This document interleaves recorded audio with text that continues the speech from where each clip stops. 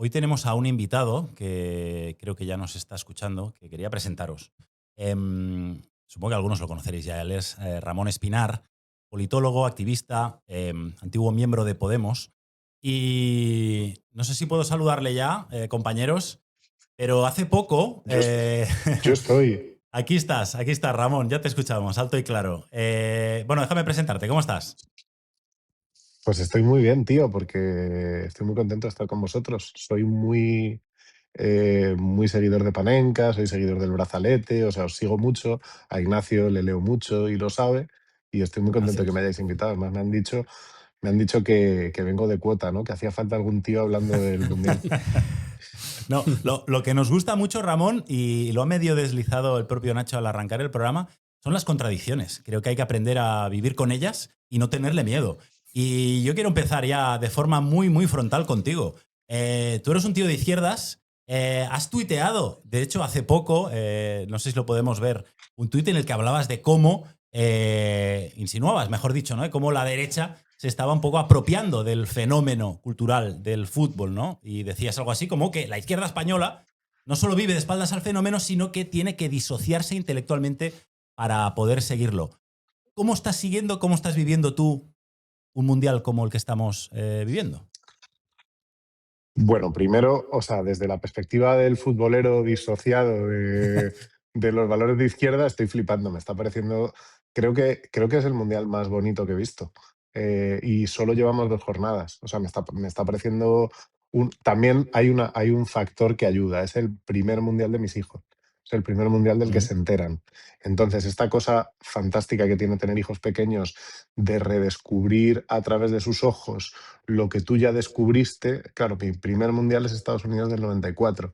Entonces, otro mundial en Estados Unidos visto a través de los ojos de ellos, bueno, está siendo un viaje fascinante.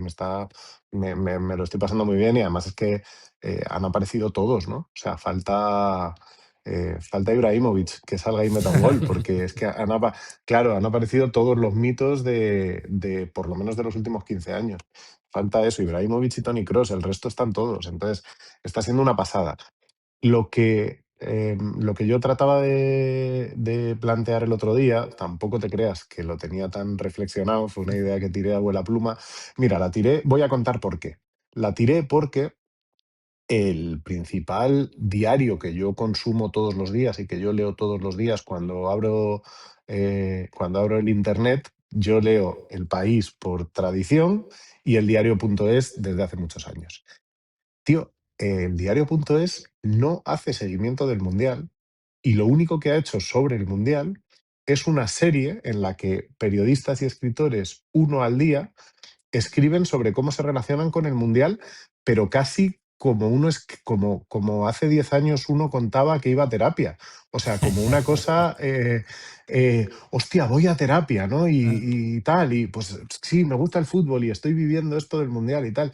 Y dices, no, no, o sea, no puede ser que un fenómeno que congrega a miles de millones de personas alrededor del mundo, pero que en nuestro país congrega a prácticamente la totalidad de la población, quiere decir, todo el mundo sabe que hay un mundial y todo el mundo más o menos ha visto algún partido del mundial. Y luego ya vamos avanzando en niveles de especialización, de interés, incluso de gente que está frita de hablar de este tema. Pero no puede ser que un fenómeno que paraliza el mundo cada 4 años no tenga en su vertiente cultural una lectura progresista. Y esto para mí tiene varias capas. La primera, el periodismo deportivo de masas ha desaparecido. Ya no hay periodismo deportivo, existe la comunicación, pero no el periodismo. Es decir, no hay periodistas enviados a seguir el Mundial que cuentan historias. Es decir, los hay, pero no en los grandes medios de comunicación y no como nosotros conocimos cuando éramos chavales. Cuando nosotros éramos chavales conocimos diarios, El País, El Mundo, el ABC, que tenían enviados especiales en los mundiales que contaban historias sobre el mundial que iban desde lo que estaba pasando y cómo afectaba a una ciudad la construcción de un estadio hasta las corruptelas de la FIFA. Eso así ya no existe. Ahora lo que hay es comunicación deportiva, programas de entretenimiento que hablan del juego del fútbol y de lo que pasa dentro del terreno de juego, pero es que el fútbol no es solo el juego. Si el fútbol fuera solo el juego, sería un deporte, y el fútbol no es un deporte. El fútbol es el fenómeno cultural que vertebra buena parte de la convivencia en sociedades como la nuestra. Entonces, falta eso, ¿no? En los medios de comunicación de masas. Claro, diciendo esto con vosotros, me siento un poco como el cura que regaña a los que van a misa por los que no van, porque vosotros justo lo hacéis. Claro, Pero pero tengo esa impresión, tengo esa impresión. Y luego tengo la impresión también de que incluso a la lectura del propio juego, es decir, en este mundial están pasando cosas, está pasando que la principal estrella, bueno, o una de las principales estrellas del mundial es un jugador que lleva la camiseta de España, que en las botas lleva una bandera de Guinea y una de Marruecos, que el otro día se puso a rezar cuando metió el gol, y todo eso no está teniendo una lectura cultural en términos de por qué como sociedad nos ponemos detrás de este tío y nos alegramos de sus goles y queremos que sea el que nos lleve a ganar el mundial, pero luego a los que son como él, pero no meten goles, les queremos deportar de nuestro país y les queremos echar.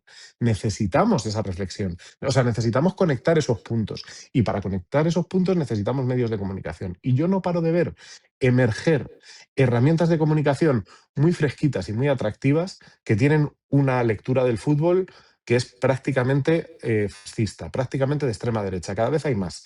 Cada vez hay, tendréis en la cabeza alguna a medida que lo voy diciendo, ¿no? Algún fenómeno que últimamente ha emergido en YouTube y en las redes sociales, que ujú. es literalmente un blanqueamiento de posiciones culturales y políticas fascistas a través del fútbol, y qué fresquito, y traemos famosos y lo comentamos. Y en realidad lo que están haciendo es un discurso social que es completamente retrógrado. Joder, ¿por qué no tenemos nosotros eso? ¿Por qué no tenemos nosotros formatos fresquitos, atractivos, con famosos, en los que en vez de hablar de la panchitada que es no sé qué, el moro, el otro y el tal, hablamos con normalidad como demócratas y como gente que respeta los derechos humanos, pero también futbolera? Esa es la cosa que yo quería transmitir. Ujú. De todas formas, me quedo con lo que has dicho, Ramón, de esos dos medios de comunicación que mencionabas, y cómo de algún modo pues, te molestaba, ¿no? Que el diario.es, un diario que consumes, no se haya aproximado desde esta vertiente que demandas al fútbol, ¿no? ¿Tú crees que es por un tema de pose? Me refiero, yo creo que el hecho de que el mundo intelectual y el fútbol se miraran con recelo, yo pensaba que era una pantalla superada, ¿eh? Y antes con Nacho hablábamos de que muchas veces él se tiene que justificar ante muchos colegas de que le guste el fútbol y que disfrute. Lo que a lo mejor Sí, deberíamos sí. empezar a hacer entender a ciertas personas, progresistas y de izquierdas, es que se puede disfrutar del fútbol y a la vez tener una mirada crítica, como se Bueno, tuvo en muchos aspectos con el Mundial de Qatar y como se debería seguir teniendo en un Mundial en Estados Unidos con un presidente como Donald Trump y un auténtico vendeburras como Gianni Infantino, aliado de la extrema derecha y del populismo. claro, uno se pone a revisar la historia de los mundiales de fútbol, y el mundial de fútbol ha sido una herramienta para el blanqueamiento de aberraciones y de situaciones sociopolíticas completamente deleznables y delirantes, ¿no? Empezando por el de Italia en el 34, siguiendo por el de Argentina en el 78 o por el de Qatar en 2022. Bueno, pues este tiene toda la pinta de que, además de muchas otras cosas, es el mundial de Donald Trump y de lo que Donald Trump representa en el mundo. Este mundial lo están jugando Irán e Irak en los Estados Unidos de América. Este mundial no le ha permitido jugar un partido a un jugador de la Liga Española que tiene un juicio abierto por ser un agresor sexual presunto, y sin embargo cuando va a Estados Unidos sí que puede jugar. Bueno, todo esto que está pasando, yo creo que, primero, es atractivo como historia para el lector. Es decir, yo creo que hay mucha gente en este país que es futbolera y es de izquierdas y que le interesan las historias de fútbol. Segundo, o sea, que tiene mercado, quiero decir, que esto se puede, que tiene mercado, que hay gente a la que le interesa. O sea, que cuando tú haces productos culturales desde una perspectiva progresista que tienen que ver con el fútbol, también tienen mercado y también tienen mucha gente que les interesa. Y hay ejemplos por un tubo.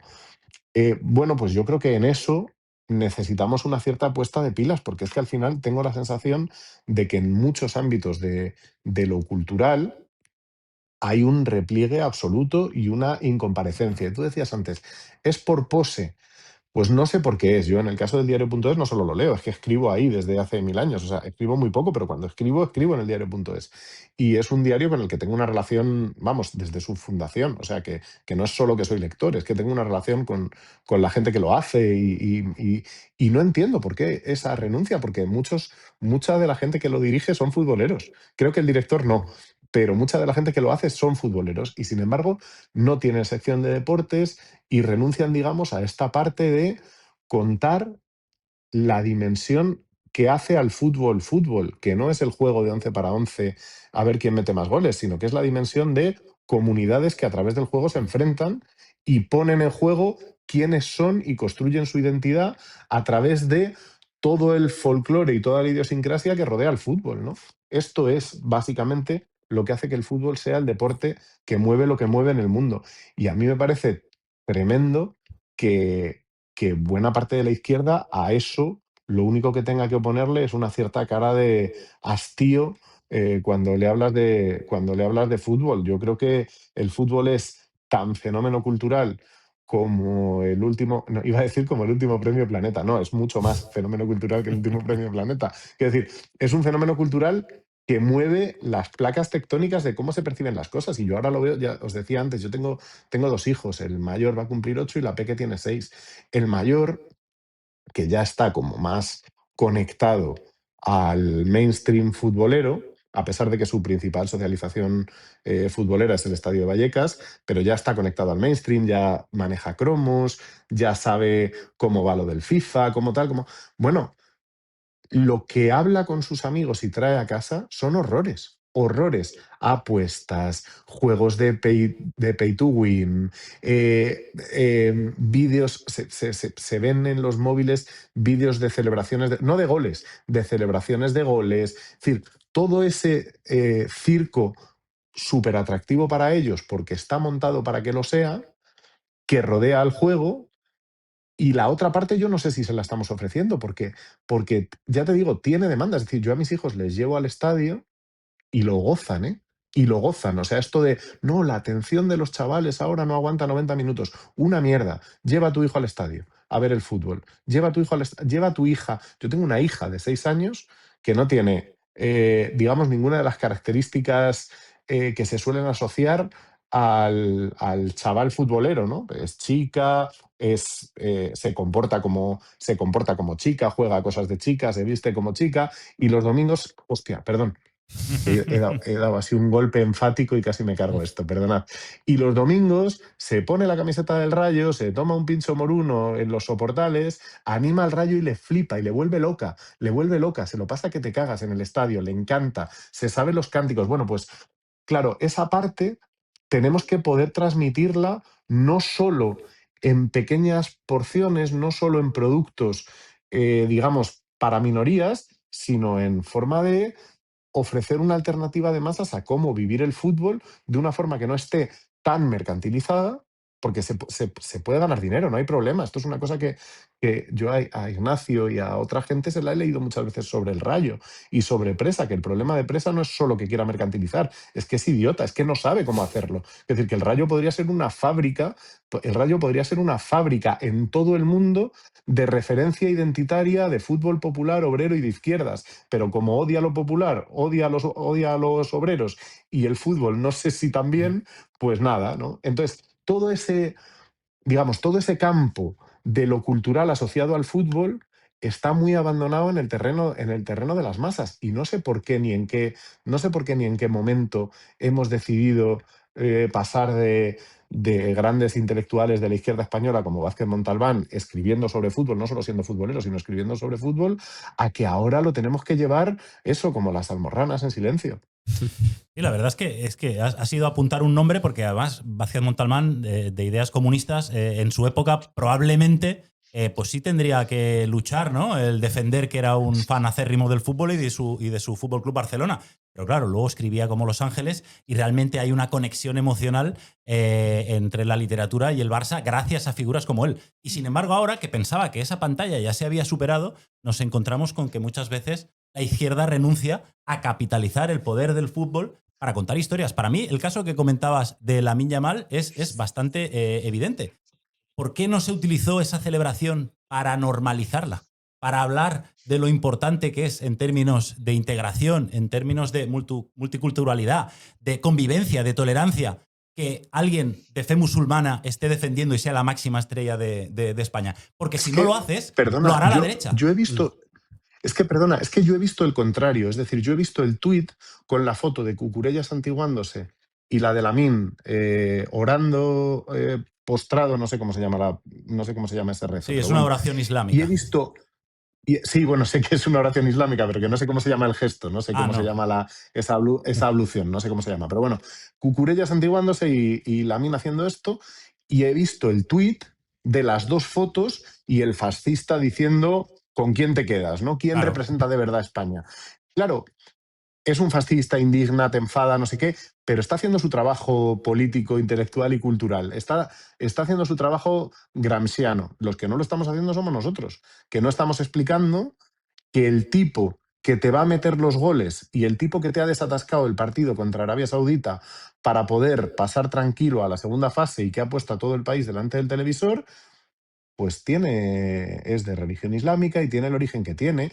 Y Nico Williams tiene un hermano que juega en Ghana y el hermano de Nico Williams juega en Ghana porque la realidad de las familias en el mundo en el que vivimos, en el mundo contemporáneo, es una realidad compleja, de identidades que no son tan sencillas, de gente que tiene que convivir. Quiero decir, el fútbol sirve para explicar todo eso. Brahim, criado en Getafe, juega con Marruecos.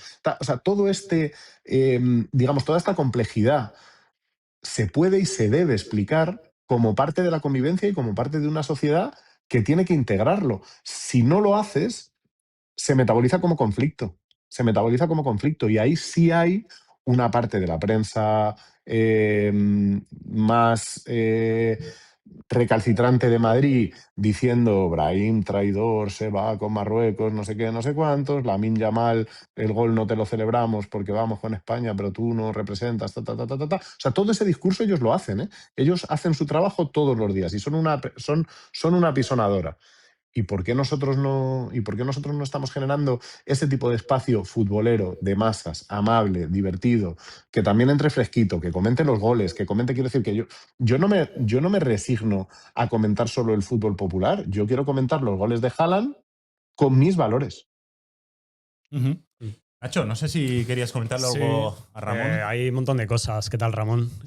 Solemos estar, de ¿Cómo estás, hecho, Nacho? bastante de acuerdo. Es que, claro, es un melón, bueno, es un puesto de melones esto, ¿no? Y sandías.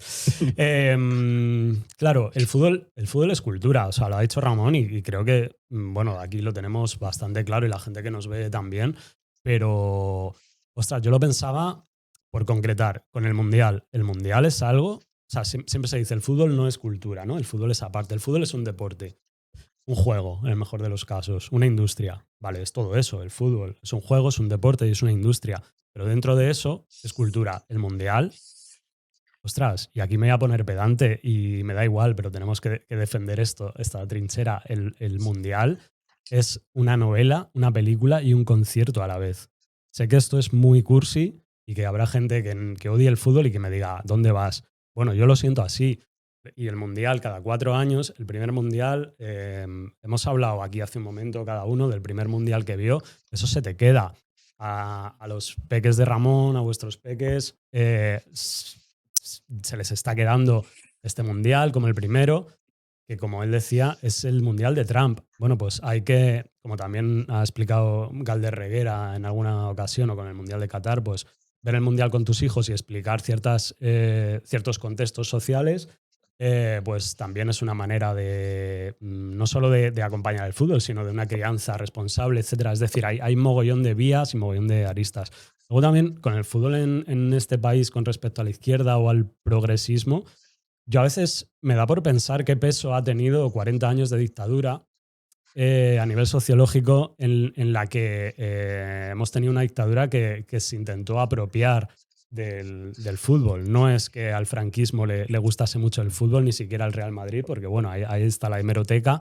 Ramón seguramente sabrá mejor la historia del Real Madrid en los primeros años del franquismo, Atlético de Madrid. Es decir, yo a veces tengo la sensación, y esto es simplemente una intuición, una sensación, de que para cierto progresismo, cierta izquierda, el fútbol, como pudo ser, se me ocurre, la copla, es un territorio bueno, que es una cosa pues como de hombres de derechas, por decirlo así, muy rápido y muy mal. Y luego hay una arista que a mí me parece la más compleja de desentrañar, que tiene que ver con la política, más que con el fútbol. El fútbol es un reflejo de la política. Y siento en los últimos años que la izquierda y el progresismo tienen ciertas dificultades a la hora de encarar conceptos como la emoción y lo popular. Y si hay dos cosas, que es el fútbol y que es el mundial y que es ver a Lamine Yamal, ver a chicos y chicas por la calle con la camiseta de Lamine Yamal, es esto, ¿no? Son conceptos como la emoción y lo popular. Yo precisamente, cerrando un poco el círculo, la última Eurocopa de España me pilló en las fiestas de Vallecas, de la Carmela, y aquello fue toda una celebración súper orgánica entre unas fiestas, digamos, alternativas y un mundial ganado por España, con un montón de gente súper transversal en la calle, alegre, contenta. Y también, y por cerrar, creo que a veces la sociedad también va por delante incluso de partidos o colectivos, digamos, progresistas o de izquierdas, en el sentido de que estábamos hablando ahora de Lamine, y yo creo bueno, que en muchos barrios, ya sea de Madrid, Barcelona, Bilbao, grandes barrios urbanos y otras localidades, creo que las cosas se ven, la vida diaria es mucho mejor y mucho más saludable y comunitaria de lo que necesitan ciertas voces de discursos de odio que sean. En ese sentido, será cuestión de abrazar y acompañar a Lamine Yamal. Lo estoy centrando en él, pero Lamine y chicos y chicas como Lamine están haciendo ese trabajo de vanguardia, me atrevería a decir. Uh-huh.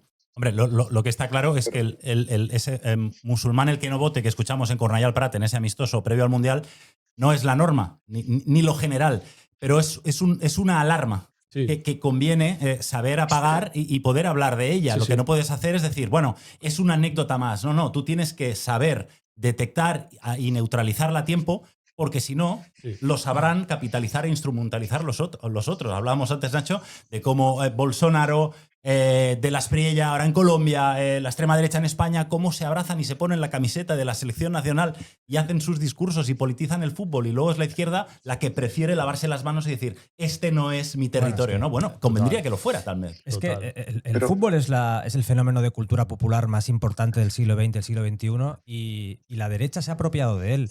Y creo que ha ganado en cierto modo esa batalla, porque la izquierda, de una forma seguramente más cómoda, cuando ve que la derecha está haciendo ese ruido que hace todos los días, como explicaba Ramón de forma muy acertada, prefiere alejarse del fútbol, prefiere dejar el fútbol para la derecha. Decir, bueno, pues este deporte es vuestro, como decía Ignacio, ¿no? Es de hombres de derechas, ¿no? De bar. Y no es así y no debería ser así. Entonces, ostras, creo que es una conversación muy interesante que nos podría llevar horas, pero creo que es muy necesaria, ¿no? Creo que es muy necesaria, no en un espacio simplemente de videopodcast como este, ¿no? De cara al público, sino incluso de puertas para adentro, ¿no? Cada uno en sus casas o cada uno con sus amigos, porque creo que el fútbol no puede quedarse en eso solo. Decía Ramón. Hay para mí, o sea, pero no, o sea, no solo lo pondría en Lamine Yamal. Mbappé, que es la gran estrella del Real Madrid, el gran fichaje de Florentino Pérez y tal, es una figura ambivalente. Es decir, toda nuestra relación con el fútbol, pero toda nuestra relación en realidad con la vida y con el mundo, está mediada por un montón de contradicciones. Y Mbappé representa la gran operación macroeconómica del Real Madrid, no sé qué, que es un puto horror, pero con las mismas, Mbappé el otro día en una rueda de prensa en el Mundial hace la broma con un periodista, que a mí me pareció brutal, el periodista le habla, él mira, no sabe dónde está y entonces le dice, estoy en tu extrema izquierda. Y Mbappé le contesta, bueno, el problema sería que estuvieras en la extrema derecha. ¿No? O sea, tenemos material en los héroes de los niños para buscar reflejos e identificación. Hombre, ayudaría a que fueran un poco más maradonianos, ¿no? Y que fueran un poco más explícitos. Pero tenemos material para para reflejar en los héroes de los niños valores que son positivos, ya por no entrar en Borja Iglesias y tal. Y sin embargo pasa, hoy leía precisamente en el Diario Público, que también trabaja con el Mundial como un antropólogo inglés del siglo XIX en el Zaire, o sea, subido en un árbol y tomando notas así en un blog con un salacot, ¿no? Y mirando y Escondido. diciendo, el futbolero se comporta con cierta agresividad cuando su equipo recibe un gol y tal. Pues hoy entrevistaban a Héctor Bellerín, que es, porque siempre hay figuras aceptables, ¿no? Héctor Bellerín es una figura aceptable. Entrevistaban a Héctor Bellerín y el titular de la entrevista era que a Bellerín, un antropólogo, le ha contado que los jugadores de fútbol que no se consideran heterosexuales, a medida que van subiendo de categoría, van dejando el fútbol porque no encuentran un espacio seguro en el fútbol. Y tú dices, hostia, ¿cómo puede ser que en 2026 suceda esto, no? Pues sucede por muchas cosas y hay que desagregar en muchas capas. Una tiene que ver con, digamos que ya no, o sea, tú en 2026 atribuyes el discurso hegemónico a cosas que ya no son el discurso oficial, porque ya a partir del surgimiento de las redes sociales y luego de la conversión de las redes sociales en esta especie de segmentación de nichos mercantilizados de conversación, ya no existe una conversación pública, existen muchas. Y el problema es que en la conversación pública del fútbol, esto que dice Bellerín es perfectamente posible, mientras que en otros órdenes de la sociedad no lo sería. Ya no es, o sea, eso no pasa en una oposición a profesor o a juez, que tú, a medida que vas avanzando rondas y vas viendo que tu futuro profesional va por ahí, digas, no, joder, no quiero ser juez, que esto es un sitio homófobo. ¿Por qué en el fútbol sí? ¿Por qué cuando en el fútbol estás en juveniles dices, no, me salgo de aquí porque no puedo ser quien soy jugando al fútbol, ¿no? Y esto que contaba Bellerín creo que tiene que ver con lo que estamos hablando, que lo que estamos hablando no es, digamos, compartir en los grupos de WhatsApp textos del Negro Fontana Rosa, es impactar en la vida cultural haciendo que el fútbol se parezca a la vida y a la sociedad tal y como nosotros queremos que sea, más allá de, digamos, de programas de máximos ni de sino de convivencia mínima, que no sea un espacio homófobo, que no sea un espacio racista, que no sea un espacio islamófobo y que no sea, sobre todo, el contenedor de todas las pulsiones sociales de miedo, que es lo que muchas veces sucede. Y en eso yo creo que también hay una cosa, a mí me gusta mucho un libro de Alejandro Requeijo, que no sé si habéis leído, que se llama Invasión de Campo. Alejandro no es de izquierdas, Alejandro no es de izquierdas, en absoluto lo es. Pero Alejandro, digamos, en ese libro tiene una visión del fútbol muy popular, muy popular. Y una de las cosas que Alejandro le reprocha al fútbol contemporáneo, a lo que llaman el fútbol moderno, es toda la asepsia, ¿no? El sacar los trapos de los estadios, el que no se pueda beber cerveza, pero luego en los palcos te puedes apretar un gin tonic, toda esta elitización del fútbol y toda esta especie de securitización de las gradas, de convertir el estadio en un terreno lo más aséptico posible. Yo creo que en eso nos hemos asustado. Nos hemos asustado y hemos creído que ciertas dosis de libertad en los campos de fútbol eran sinónimo de neonazis, cosa que en los 90 era verdad y probablemente ahora también lo sería en muchos campos de fútbol. Pero también hay que buscar cierto, es decir, que las invasiones de campo, que el campo de fútbol vuelva a ser un espacio donde se expresa lo social, es decir, que tú sacas un trapo y sacas una bandera, que es una protesta que no solo tiene que ver, esto en Vallecas pasa todos los domingos, veo a Alejandro que, o sea, veo a Nacho que hace así, claro, en Vallecas esto pasa todos los domingos, pero es que es el único sitio donde pasa, vete a la Cerámica a contarles esto, ¿no?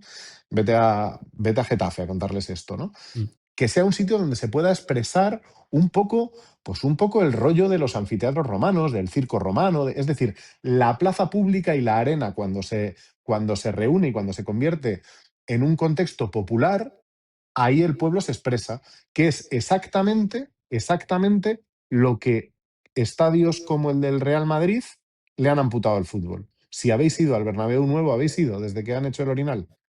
Bueno, supongo que te refieres a la grada de animación, ¿no? Tan aséptica y tan No, desnaturalizada. no, es que no es solo la grada de animación, es todo, eso ya no es un estadio, eso es una especie de espectáculo, se parece más al Circo del Sol que a un campo de fútbol, o sea, es un espectáculo con videopantallas, los cánticos están dirigidos desde la grada de animación, la mayoría de la gente que tienes alrededor son gente que viene de otros países, que son turistas, que están esa semana en Madrid y que han pagado por un pack para ir al estadio, comprarse la camiseta y hacer la visita al museo, 800 pavos por persona. Es decir, es todo una desnaturalización del estadio de fútbol como lugar de encuentro social. Y yo creo que a eso también hay que perderle un poco el miedo. Se puede tomar cervezas en los estadios de fútbol, sobre todo porque la gente que quiere entrar borracha ya se la toma antes. Se puede tomar cervezas en los estadios de fútbol, se pueden sacar trapos en los estadios de fútbol, aunque sean trapos que, claro, obviamente si sacan una esvástica, pues habrá que ir y retirarla.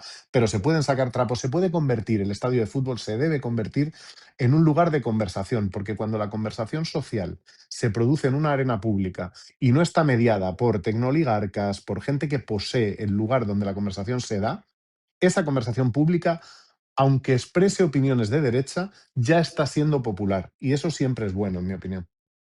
Pues Ramón, oye, ha sido un placer esta conexión que se ha alargado más de la cuenta, pero por suerte, porque hemos tenido, Perdón, creo que creo que hemos tenido un debate y unas reflexiones muy Bueno, chulas. Lo que quiere decir Roger, yo creo que es que te volveremos a invitar. Porque Sí, nos que ha quedado nos hemos quedado con ganas de más, y más ahora que abríamos el melón de cómo el aficionado es cada vez más un cliente y cómo estamos, pues lo que decías, ¿no? Convirtiendo el fútbol en un espacio demasiado cerrado que se aleja de esa tradición popular que nos encanta que pueda seguir conservando. Yo esto os lo agradezco muchísimo porque además eso, creo que hacía falta algún hombre blanco heterosexual hablando de fútbol en el espacio público en estos días. Y os agradezco mucho la invitación, chicos. De verdad que ha sido un placer para mí, que soy muy fan vuestro, sobre todo del brazalete, y muy fan de Nacho. Así que muchas gracias por la invitación. Os mando un abrazo muy grande. Gracias a ti, Ramón. Nos vemos en otra ocasión. Un abrazo. Abrazo. Pero